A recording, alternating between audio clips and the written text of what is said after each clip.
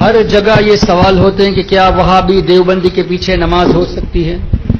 سب کے پاس یہ مسائل آتے ہیں اور لوگ کنفیوز ہوتے ہیں. جماعت کا ثواب چلا جائے گا، سنی مسجد نہیں ہے، جمعہ کیسے پڑھے؟ محترم حضرات، بالفرض اگر آپ کو سنی امام کہیں ملے ہی نہ تو نہ آپ کے اوپر جماعت واجب ہے، نہ جمعہ واجب ہے، نہ عید واجب ہے. خاص کر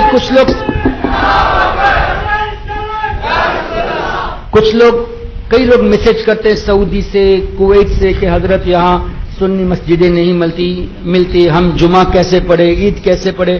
تو ہمارا سمپل سا جواب، امام سنی نہیں تو نہ جماعت واجب، نہ جمعہ واجب، نہ عید واجب. جو چیز تم پر واجب ہی نہیں ہے اس کے پیچھے تم لڑتے کیوں جاتے ہوئے؟ اچھا، پھر دوسری بات یہ ہے، میں نے یہ جو جملہ کہا وہ سمجھانے کے لیے کہہ رہا ہوں، اللہ تعالیٰ معاف کرے میری غلطی ہوئی ہو تو. ہم ان کے پیچھے صرف اور صرف اس لیے نماز نہیں پڑھتے کہ انہوں نے ہمارے آقا کو اپنے جیسا بشر بتایا. یہ ہے نا، یہ کہتے ہیں کہ اللہ نے نبی کو غیب نہیں دیا، اللہ نے نبی کو طاقت نہیں دی، نبی ہمارے جیسے بشر ہے. حضور علیہ السلام کی تعظیم ایسے کرو جیسے بڑے بھائی کی کرتے ہو، جیسے گاؤں کے چودھری کے کرتے ہو. اسماعیل دہلوی کا نام سنا ہے آپ نے؟ وہابیوں کا امام. اس نے تقویت الایمان میں لکھا کہ اللہ کے نزدیک کسی نیک بندہ کوئی بھی ہو، کتنا ہی چہیتا بندہ ہو یا کتنا ہی عظیم فرشتہ ہو، کوئی بھی ہو، اللہ کے نزدیک چپل سینے والے کی قدر بھی اس کی نہیں. چمار سے بھی زیادہ ذلیل ہے. اب نبی کو، فرشتے کو، ولی کو چمار سے زیادہ ذلیل، اللہ کے نزدیک چمار سے زیادہ ذلیل ہے. مطلب چمار کی عزت نبی سے زیادہ ہے. یہی کہنا چاہتا ہوں.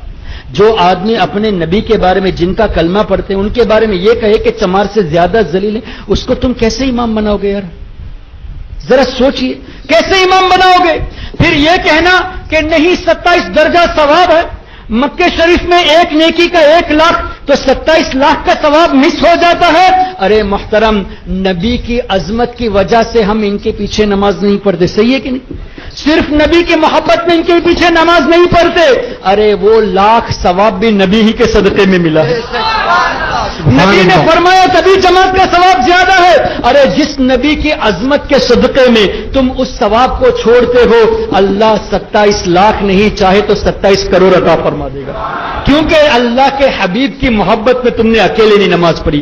تو اکیلے نماز پڑھیے اس امید پر کہ یا اللہ تیرے حبیب کے گستاخوں کے پیچھے نماز پڑھ کر ہم اپنے ایمان کو برباد نہیں کرنا چاہتے، اس لیے ہم نے اکیلے نماز پڑھی. تو انشاءاللہ اللہ چاہے گا تو 27 کروڑ درجہ عطا فرمائے گا. تو آپ کبھی اس کی فکر مت کیجئے.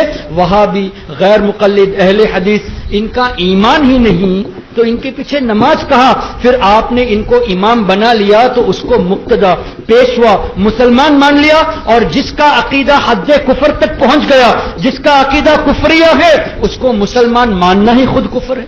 تو آپ ثواب کے پیچھے جاتے ہو، لیکن پتا چلا کہ ایک بد عقیدے کو آپ نے مسلمان مان لیا، کافر کو آپ نے ایمان والا مان لیا، پھر اس کو اپنا امام بھی مان لیا. تو اپنے ایمان کی آپ خبر لیجئے. تو سیفٹی تو اسی میں ہے کہ آپ سنی امام نہ ملے تو نماز اکیلے پڑھے، اور اگر آپ 3-4 لوگ ہوں تو آپ آپس میں جماعت کر کے آپ جماعت کا ثواب حاصل کر لیجئے. ہرگز وہابی کے پیچھے مت پڑھیے. کوئی یہ بھی کہتا ہے کہ نہیں کچھ مسجدیں ایسی ہوتی ہیں جہاں ہم کو پتہ نہیں کہ امام سنی ہے یا وہابی ہے، سنی ہے یہ دیوبندی ہے، ہم کو پتہ نہیں. تو ایسی جگہوں پہ ہم کیا کریں؟ تو احتیاط تو یہی ہے کہ ایسی جگہ پہ بھی اکیلے ہی نماز پڑھے. اس لیے کہ اللہ نے ہمیں عقل دی ہے، ہم عقل سے سوچ سکتے ہیں. آپ اس مسجد میں جب کبھی جاؤ تو دیکھو کہ مقتدیوں کے چہرے کیسے ہیں، نورانی چہرے یا ایسے ہی ہے، وہ تو آپ پہچان کر سکتے ہیں نا.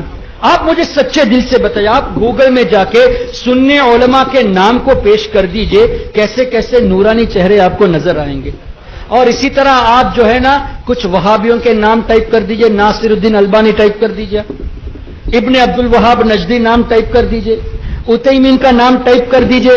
آپ کو ایسے سڑے ہوئے چہرے، آنکھ بند کیے ہوئے، بالکل بلائنڈ چہرے نظر آئیں گے. اس سے کیا پتہ نہیں چلتا کون ایمان والا ہے. کس کے دل میں محبت رسول ہے؟ آپ ہمارے شہباز ہندوستان کا چہرہ دیکھ لیجیے، تاج الشریعہ کا چہرہ دیکھ لیجیے، آپ ہمارے مفتی مجیب اشرف صاحب کا چہرہ دیکھ لیجیے، دیکھ کے ایمان میں تازگی پیدا ہوتی ہے، اور ان کے چہرے دیکھتے ہیں تو گھن محسوس ہوتی ہے۔ تو آپ ان کی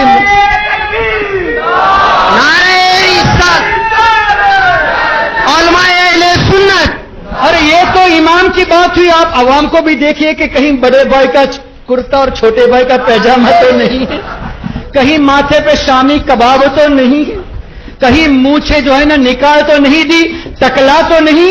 یہ ٹکلا ہونا، مونچھیں نکال دینا، یہ ان کی علامت حدیث میں بیان ہے۔